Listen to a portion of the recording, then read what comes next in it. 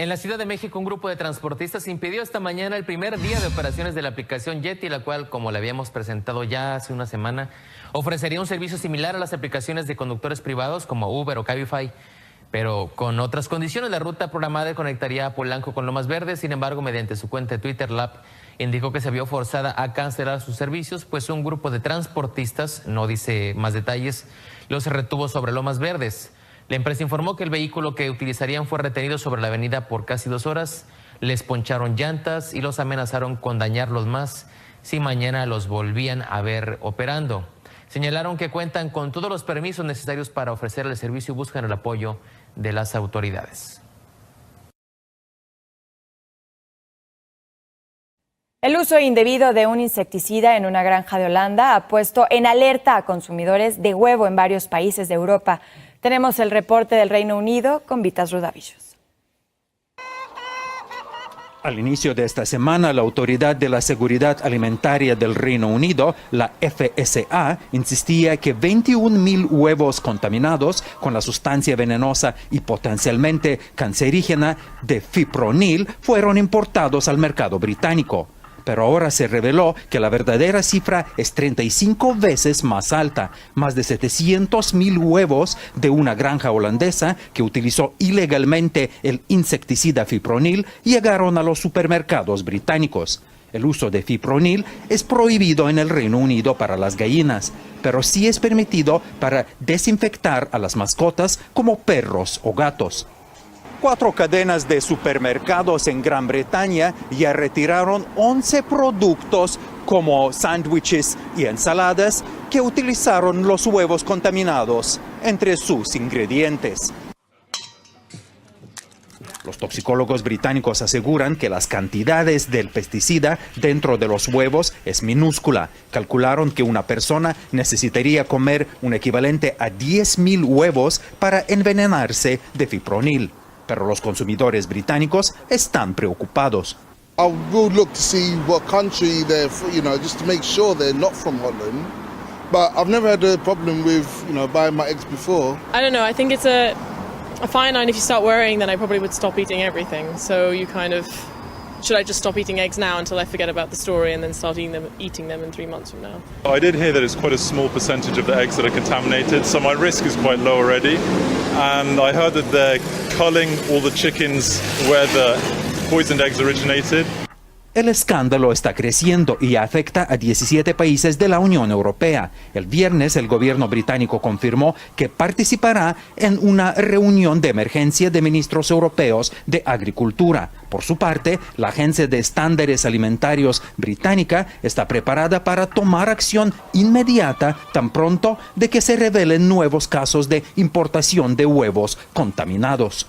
Any regulatory model for food must have the ability to mobilise quickly in order to respond to any food chain or food poisoning outbreak, for example. So there is a need for that agility for any food law enforcement organisation to be able to respond quickly and effectively to, for example, an outbreak of food poisoning. En promedio, cada adulto inglés consume casi 200 huevos al año. De más de 14.000 millones de huevos consumidos en el Reino Unido anualmente, 2.000 millones son importados de países europeos vecinos, principalmente de Bélgica y Holanda. Desde Londres, Vitas Rudavichus, Noticieros Televisa.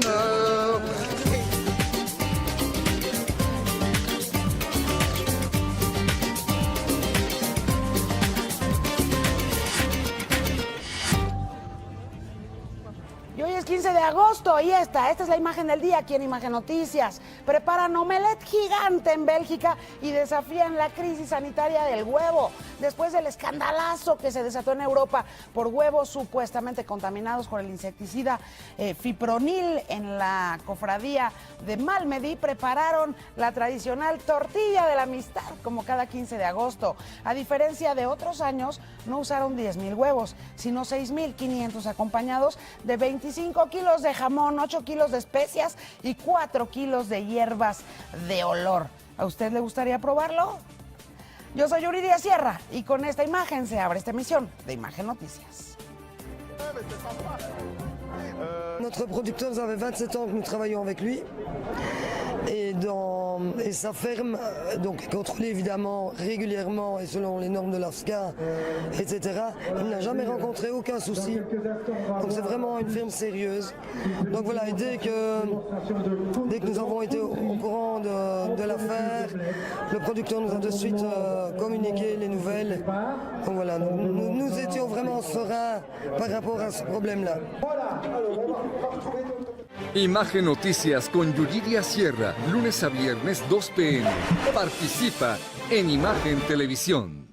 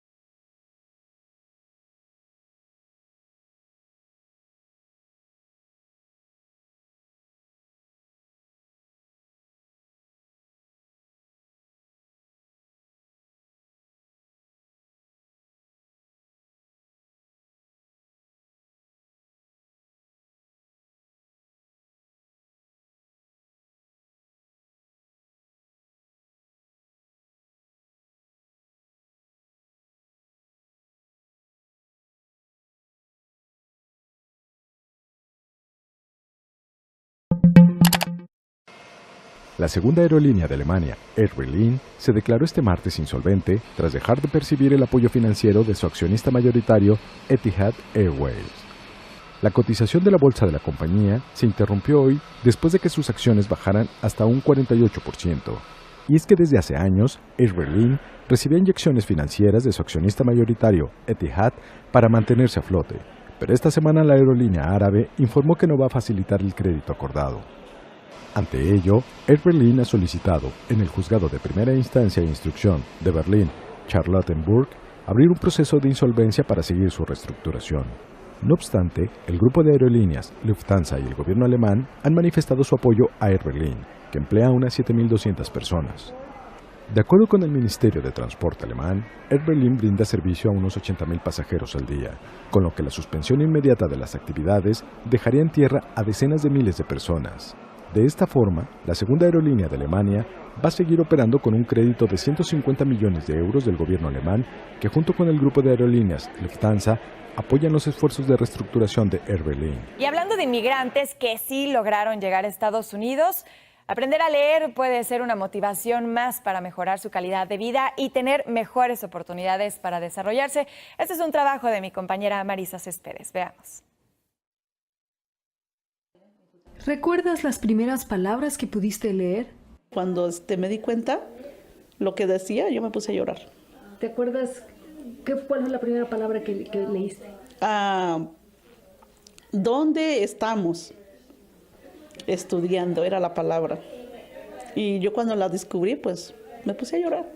Carmen González emigró en 1991 de Oaxaca, donde solo estudió hasta primero de primaria.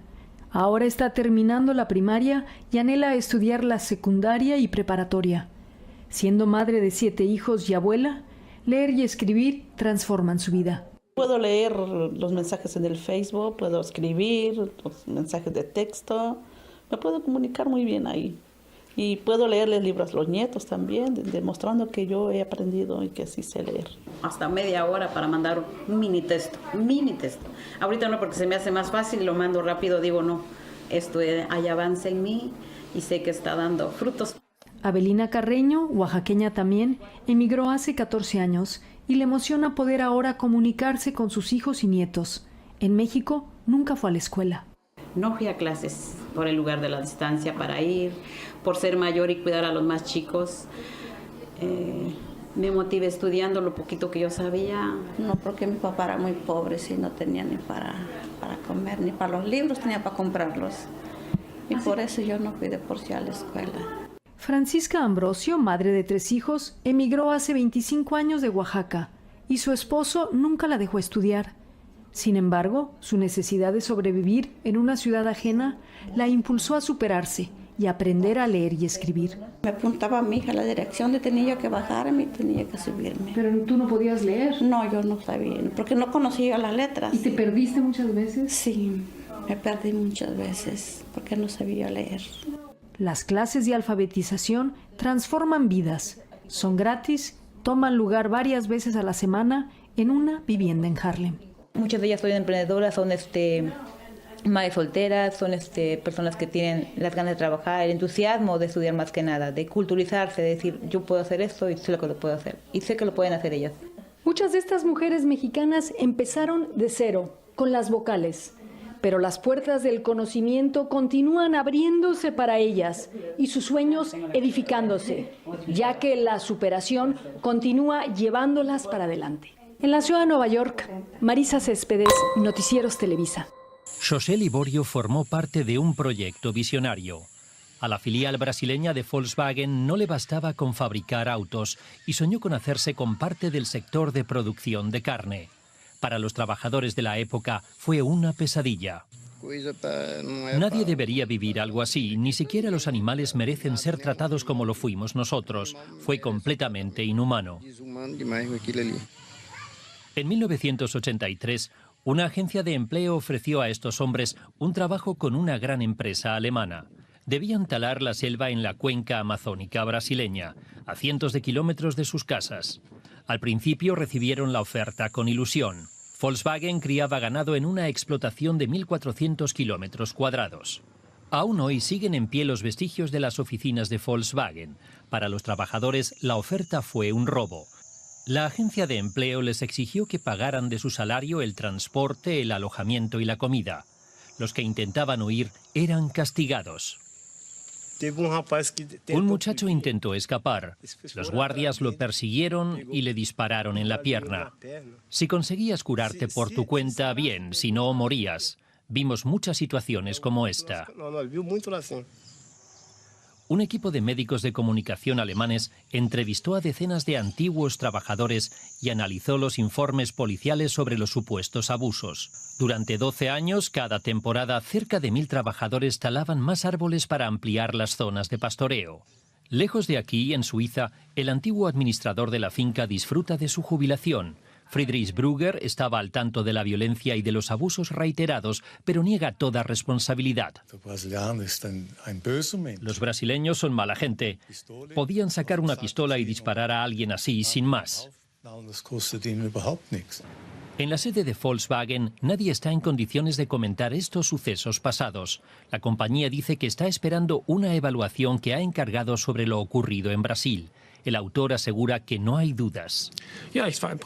Especialmente fue una servidumbre por deudas. El problema es que, pese a que Volkswagen conocía los métodos de estas agencias de empleo criminales, continuó usándolas.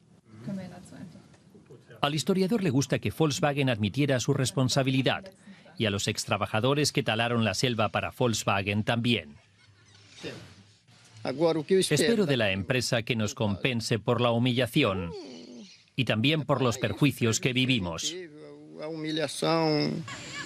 Una compensación que, si llega, lo hará tarde. En 1987, Volkswagen vendió la explotación ganadera, una operación que no resultó en ganancias. Ha estado escuchando esta conversación porque es tema de nuestra entrevista, a razón de que al menos 4 empresarios, de hecho fueron 4 los que hasta ahora han salido en los últimos 2 días, de lo que es este Consejo de Asesores de Manufactura. Ha estado escuchando José Gabilondo, profesor de Derecho Financiero de la Universidad Internacional de la Florida. Bueno, ¿quieres que te deje tiempo para una primera reacción breve a lo que estás escuchando del presidente comparado con la reacción de presidentes ejecutivos que están apelando a principios que no se tardaron 48 horas y que en definitiva contrastan con lo que está diciendo hoy Donald Trump? Bueno, me sorprende que él todavía no ha aprendido a frenarse y a dejar de desvariar, porque cuando se activa, cuando se emociona, se hunde él mismo. Y yo creo que incluso de cosas que acaba de decir, su intento de hacer una comparación entre la extrema derecha y la extrema izquierda en el evento le va a costar, de forma que me parece que todavía no ha aprendido cómo llevar la prensa. Me hace pensar en la distancia que han tomado los ejecutivos bajo el argumento de los principios frente a un argumento del presidente Trump de querer tener todas las evidencias, de no querer basar su opinión en esto. Me parece interesante, pues, rescatable.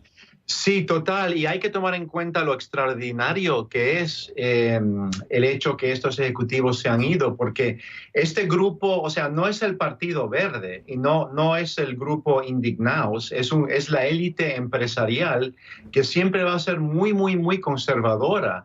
Y lo que ellos están diciendo es que no aguantan más, no pueden aguantar participar con este presidente. Y lo que es tan significativo es que no han roto por una polémica económica, o sea, no es por un conflicto concreto en cuanto a lo que tenía que hacer este consejo, que era desarrollar una política económica para dirigirse a la desaparición de trabajo, sino era por otro asunto. Eso por una parte es muy extraordinario, aunque también yo creo que implícitamente lo que están diciendo estos empresarios es que no creen tampoco en la visión económica de Trump. Porque si este consejo hubiera habido haciendo cosas interesantes, importantes, entonces ellos yo creo que lo hubieran podido aguantar. Pero la realidad es que este consejo no ha hecho nada ni se ha reunido, de forma que yo veo sus actos, el hecho que se han ido como implícitamente un rechazo de la política industrial de Trump. Interesante, porque reiteramos que no se han reunido, que este consejo se anunció el 27 de enero, 7 días después de que el presidente, o que Donald Trump juramentó como el presidente de los Estados Unidos, y ese dato es importantísimo cuando se trata de hablar de rescatar empleos.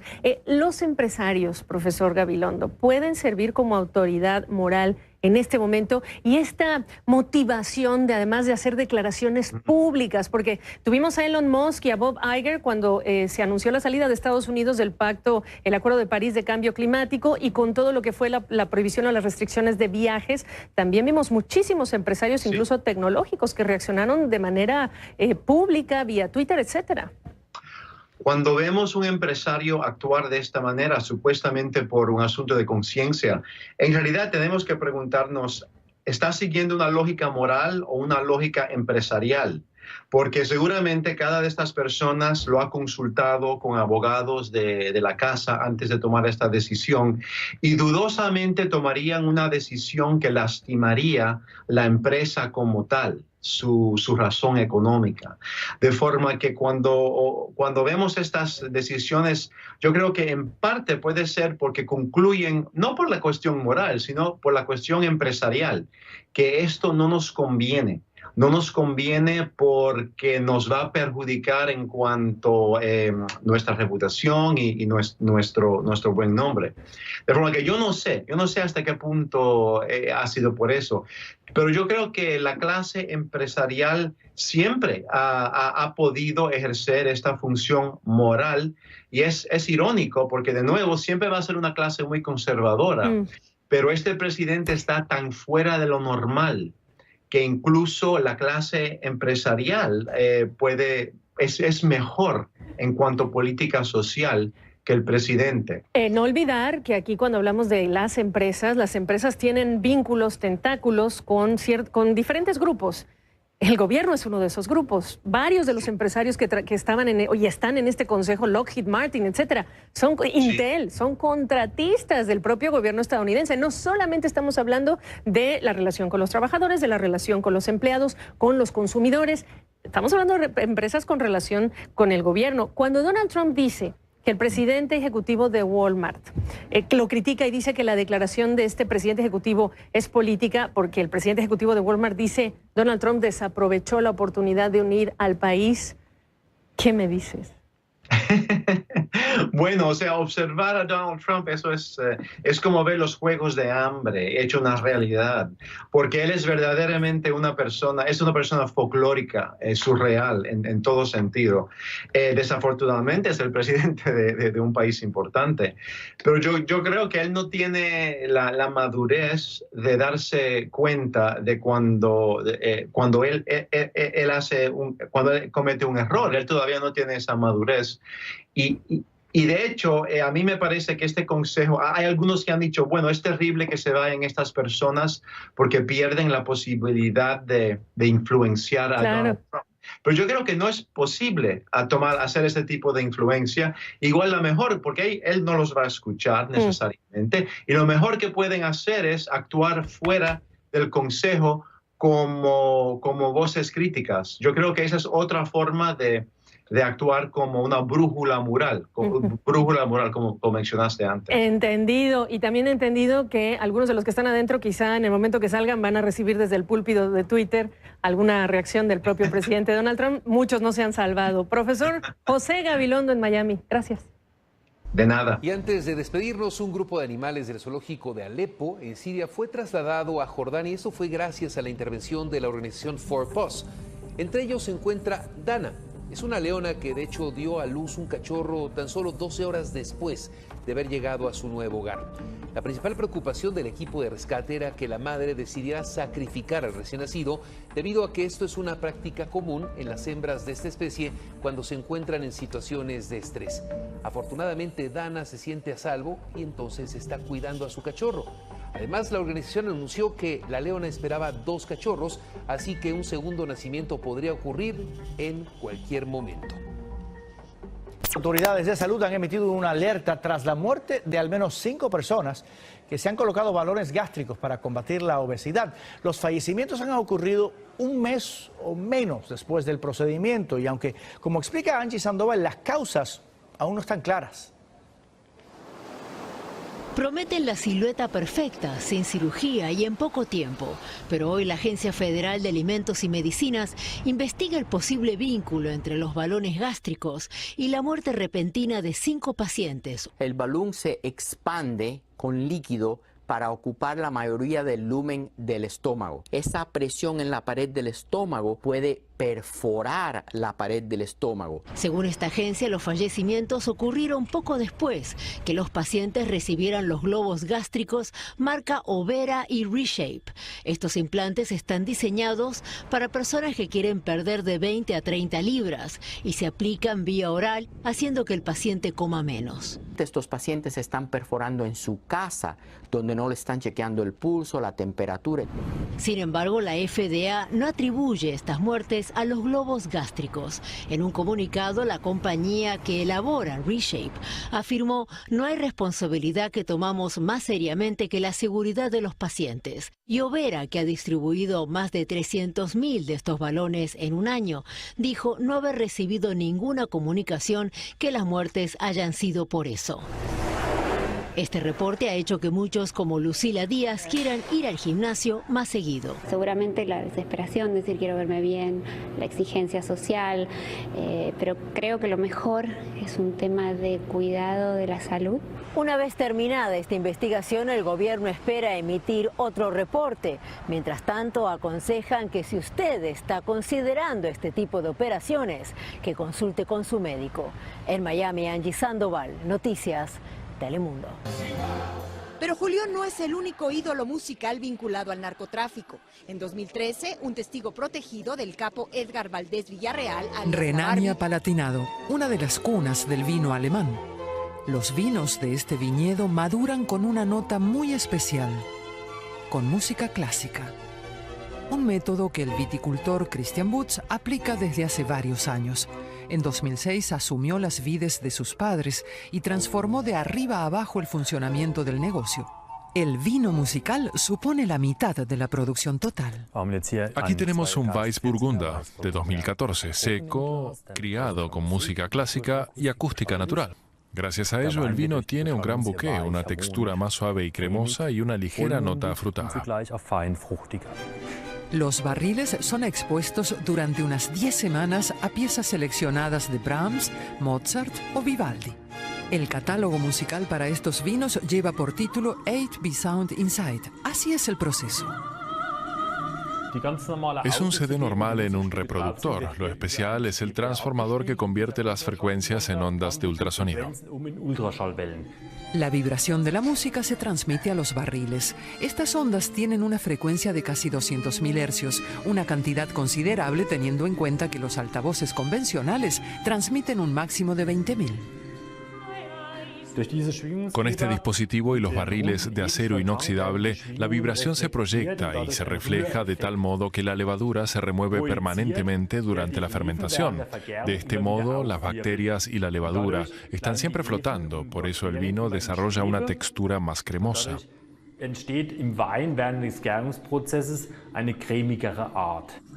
Las levaduras son muy importantes en la producción de vino porque se encargan de fijar los aromas, influyendo en el sabor del vino.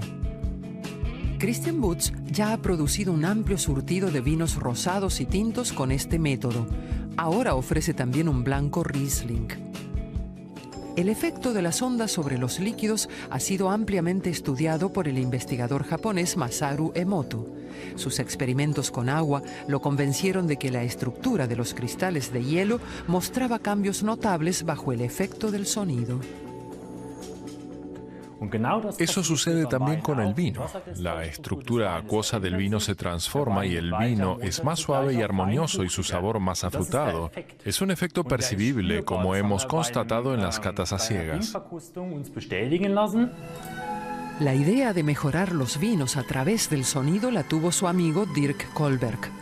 Y es que este músico y naturópata ha aplicado con éxito tratamientos de musicoterapia a sus pacientes. Lo que funciona sobre el cuerpo, el influjo de las vibraciones en el organismo, bien podría aplicarse a los vinos. Pensé que sería aún más efectivo si se puede aplicar a nivel biomolecular para cambiar el proceso de fermentación. Por eso, aplicamos las frecuencias de ultrasonido para reforzar el efecto en la estructura molecular.